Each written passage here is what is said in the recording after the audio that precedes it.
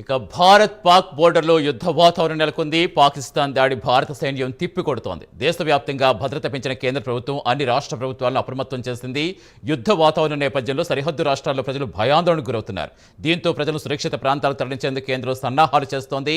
పూర్తి సమాచారం ఇచ్చేందుకు మా కరెస్పాండెంట్ రాజ్ కుమార్ జానుతారు. రాజ్ కుమార్, ప్రస్తుతం సరిహద్దు ప్రాంతాల్లో సిచ్యువేషన్ ఏంటి? మెయిన్గా పంజాబ్, రాజస్థాన్, గుజరాత్, జమ్మూ కాశ్మీర్ ఈ ఎల్ఓపి ప్రాంతాల్లో చూస్తున్నాం. నిన్నటి నుంచి 15 నగరాలు టార్గెట్గా చేసుకుని ఆ దాడి విఫలయత్నం కావడంతో రాత్రి ఏ విధంగా కుయుత్తులు పన్నిందో చూసాం పాకిస్తాన్. దానికి అంతే ధీటుగా మన వాళ్ళు ఎంత సమాధానం చెప్పారో కూడా చూస్తాం. మన వాళ్ళ ధైర్యం, తెగువ, సాహసం ఎలా ఉంటుందో పాకిస్తాన్ రుచి చూపించినా ఇంకా సిగ్గు లేకుండా ఇంకా కుయుక్తులు పన్నుతూనే ఉంది, ఇంకా కమిషన్ దిగుతూనే ఉంది. అసలు ఏం జరుగుతోంది?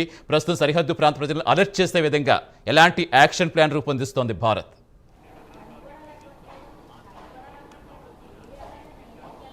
సతీష్, ముఖ్యంగా ఏదైతే పాకిస్తాన్ చేస్తున్నటువంటి కవింపు చర్యలకు భారత్ ధీటైనటువంటి సమాధానం ఇస్తున్నటువంటి పరిస్థితి ఉంది. ఈ నేపథ్యంలో పూర్తిగా కూడా ఏదైతే ఎల్ఓసి లైన్ ఆఫ్ కంట్రోల్లో పూర్తిగా కూడా ఏదైతే ఒక అప్రమత్తంగా ఇప్పటికీ కేంద్ర ప్రభుత్వం ఆయా జిల్లాలకి సంబంధించి ఎక్కడైతే లైన్ ఆఫ్ కంట్రోల్ ఉందో ఆ బోర్డర్లో ఉన్నటువంటి రాష్ట్రాలన్నిటికీ కూడా ఇప్పటికే కేంద్ర ప్రభుత్వం అలర్ట్ జారీ చేసింది. ఆ ప్రాంతాలన్నింటినీ కూడా పూర్తిగా కూడా వెకేట్ చేయించి సురక్షిత ప్రాంతాలకు తరలించేందుకు ఎవరైతే సివిలియన్స్ ఎవరైతే ఉన్నారో వారందరినీ కూడా సురక్షితమైనటువంటి ప్రాంతాలకు తరలించేందుకు ఆయా రాష్ట్ర ప్రభుత్వాలు ఇప్పటికే చర్యలు చేపట్టినాయి. ముఖ్యంగా కూడా చూసుకున్నట్టే భారత్ చేస్తున్నటువంటి మెరుపు దాడిని కనుక ఒకసారి చూసుకున్నట్టు ఏదైతే పూర్తిగా కూడా పహల్గామ్లో జరిగినటువంటి ఉగ్రదాడి ఘటనకు సంబంధించి కూడా భారత్ చేసినటువంటి ఆపరేషన్ సింధూర్ పేరుతో నిర్వహించినటువంటి ఈ యొక్క ఘటనకు పాకిస్తాన్ ఇంకా కూడా ఈ కవింపు చర్యలు మాత్రం ఏమాత్రం కూడా మానుకోకుండా పూర్తిగా కూడా బోర్డర్లో ఎప్పటికప్పుడు వాటికి సంబంధించినటువంటి మిసైల్స్ కావచ్చు, ఇంకా కూడా ఆయుధాలతో భారత్ను ఢీకొనేటువంటి ప్రయత్నం చేస్తుంది. కానీ ఏమాత్రం కూడా పూర్తి కూడా సమర్థత లేనటువంటి పాకిస్తాన్ భారత సైన్యం అంతా కూడా తిప్పికొడతా ఉన్నారు. ఇప్పటికే గత 2 రోజుల నుంచి కూడా పూర్తిగా కూడా ఏదైతే ఈ బోర్డర్ ప్రాంతాలు ఏవైతే జమ్మూ కాశ్మీర్ కావచ్చు, రాజస్థాన్, గుజరాత్, పంజాబ్ ఈ ప్రాంతాలన్నింటిలో కూడా పూర్తిగా కూడా సైనికులు ఆ ప్రాంతాలన్నింటినీ కూడా పూర్తిగా కూడా అదుపులోకి తీసుకున్నారు. ఇప్పటికే అక్కడ జరిగేటువంటి వాతావరణం అంతా కూడా పూర్తిగా అక్కడ ప్రజలందరూ కూడా భయాందోళనకు గురవుతుంటే అక్కడ ఉన్నటువంటి ప్రజలందరూ కూడా సురక్షితమైనటువంటి ప్రాంతాలకు తరలిస్తున్నారు. ఏదైతే పీఓకే పాకిస్తాన్ ఆక్యుపైడ్ కాశ్మీర్ ఏదైతే ఉందో దీనికి సంబంధించి గత కొన్ని దశాబ్దాల కాలంగా జరుగుతున్నటువంటి ఏదైతే ఈ ఉగ్రవాద చర్యలు ఏవైతే ఉన్నాయో వాటికి గతం నుంచి కూడా పాకిస్తాన్ ఎప్పటి నుంచి కూడా భారత్ను కవింపు చర్యలు చేస్తూనే ఉంది. ఎప్పటికి కూడా భారత్ దాన్ని తిప్పికొట్టేటువంటి ప్రయత్నం చేస్తుంది. ఎప్పుడు కూడా సివిలియన్స్ని టార్గెట్ చేసేటువంటి పరిస్థితి ఎప్పుడు కూడా భారత్ చేయలేదు. మొన్న జరిగినటువంటి ఆపరేషన్ సింధూర్ పేరుతో నిర్వహించినటువంటి ఈ కార్యక్రమంలో కూడా పూర్తిగా కూడా సివిలియన్స్ను హైడ్ చేసి, అంటే సివిలియన్స్ను మినహాయించి పూర్తిగా కూడా ఉగ్ర దాడికి సంబంధించి ఎవరైతే ఉన్నారో ఆ మోకలు ముష్కర్లు ఎవరైతే ఉన్నారో వారిని మాత్రమే నేలవట్టం చేసినటువంటి పరిస్థితి. అక్కడ వ్యత్యాసం ఎవరైతే చూసుకోవచ్చు, గతంలో పాకిస్తాన్ చేయడం ఎప్పుడు కూడా కానీ ఆర్థిక సంక్షోభాన్ని కనుక క్రియేట్ చేస్తే కాశ్మీర్ను